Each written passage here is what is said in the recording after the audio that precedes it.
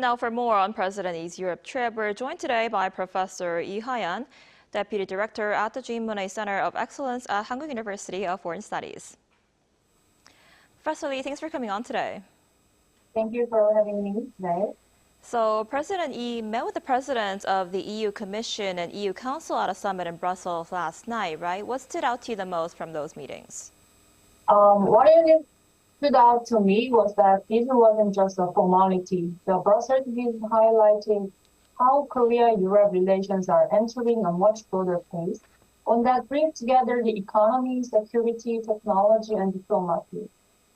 This year marks 125 years of diplomatic relations with Belgium, which is very meaningful. But what really mattered were the practical discussions. Both sides talk about things like battery materials, energy cooperation between small business and startups, and semiconductor research with IMEC. This is one of the world's top research institutes. Belgium is also a key gateway to Europe for both logistics and advanced research. So for Korean companies, it could become a really important stepping stone to get deeper into the European market.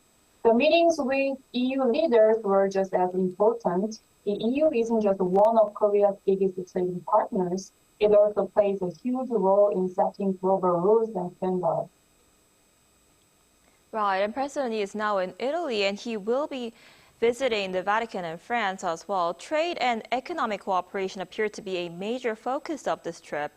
Where do you see the biggest opportunities for Korea and Europe to work together? I think the biggest opportunities are where Korea's industrial strength and Europe's market power can really complement each other. First, there's advanced supply chain. Korea is strong in manufacturing and technology, things like semiconductors, batteries, critical minerals, and clean energy. Europe, meanwhile, has a huge market and a lot of influence over regulations and global standards. So the real opportunity isn't just to trade more, but to actually build things together, to join research and even help set future industry standards. Second, there's a digital trade and AI. Korea and the EU are already working together on digital partnerships. They are the rules that will shape the next generation of the global economy. And the last one, there's a country-by-country industrial cooperation.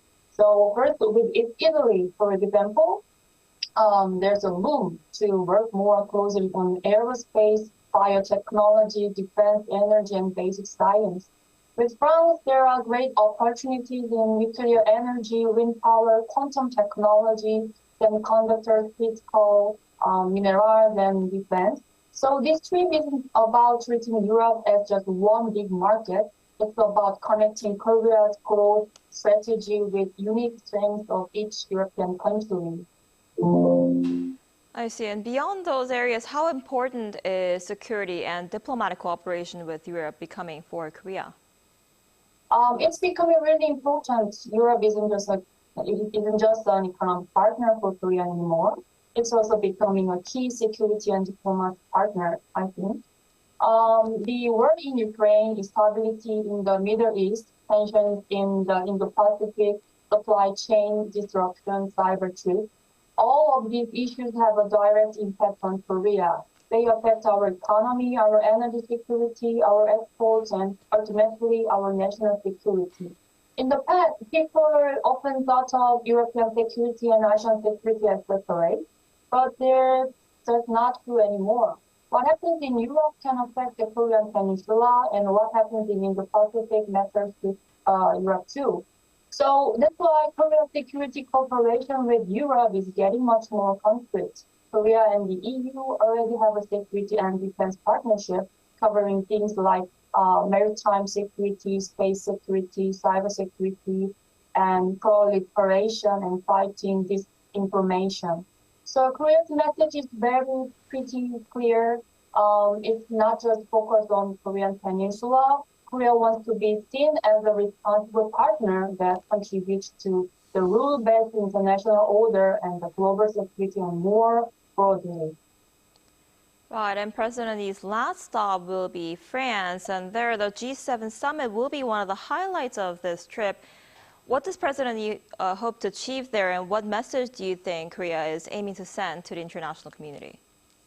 Yes, I think President Lee has two main goals at the G7 summit. First, he wants to confirm Korea's international standing. The fact that Korea has been invited to the G7 summit for 2 years in a row shows that G7 countries see Korea as more than just a guest. They see Korea as a key partner in tracking global challenges. And he wants to deliver clear results on big global issues. At the expanded G7 session, leaders are expected to discuss development cooperation, global economic imbalances, AI, or digital governance, and other major topics. So Korea has a unique story here. It went through rapid industrialization and digital transformation in just a few decades. So that gives Korea real credibility when it talks about reaching advanced and developing economies. So the message Korea wants to send is Korea is a responsible middle power with strong democratic values and advanced technology. It's ready to play a more active role in global supply chain, AI governance, development cooperation, and international security. And looking ahead to Korea taking on the G20 chair in 2028, this G7 summit is a great chance for Korea to move from just participating in global talks to actually helping shape the agenda. Right, I see. All right, Professor Lee, thank you so much for your time and insight this morning. We appreciate it. Thank you so much.